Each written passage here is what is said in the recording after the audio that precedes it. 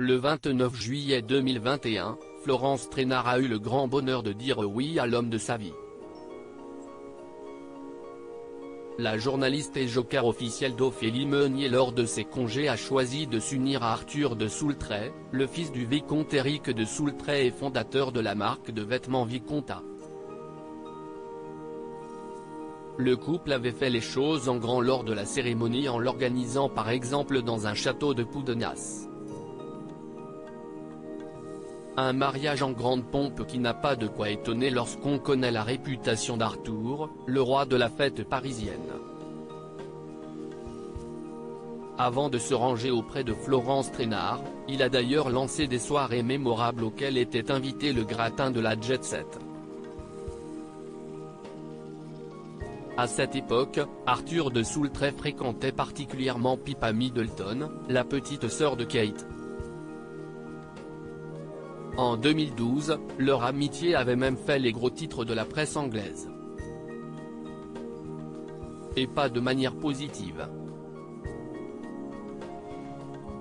En effet, cette année-là, l'aristocrate a fêté ses 30 ans dans l'ancien théâtre de Saint-Germain-des-Prés à Paris transformé en boîte de nuit.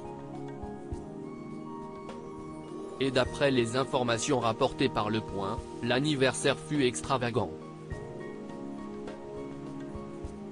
Pas moins de 300 invités avaient fait le déplacement et avaient accepté de se déguiser selon le thème du XVIIIe siècle.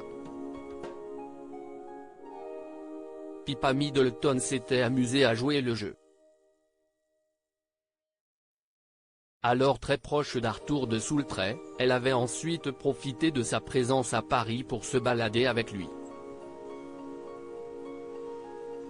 La jolie Anglaise aujourd'hui maman de 3 enfants était malheureusement constamment poursuivie par les photographes.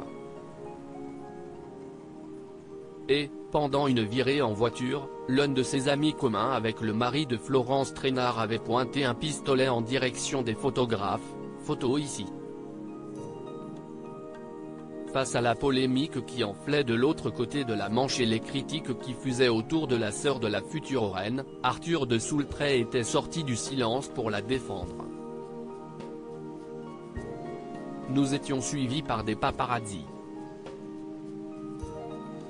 Pendant tout son séjour à Paris, Pippa Middleton a été victime d'un harcèlement constant et dangereux. La voiture était conduite par un ami. Pour rire, il a brandi un pistolet factice en direction des paparazzis. Elle lui a dit d'arrêter immédiatement. Elle n'a pas trouvé cela drôle. Je regrette énormément cet incident et surtout que Pippa ait été au centre de l'attention alors qu'elle n'était pour rien dans cet incident. Je lui ai présenté des excuses pour cela, avait-il expliqué.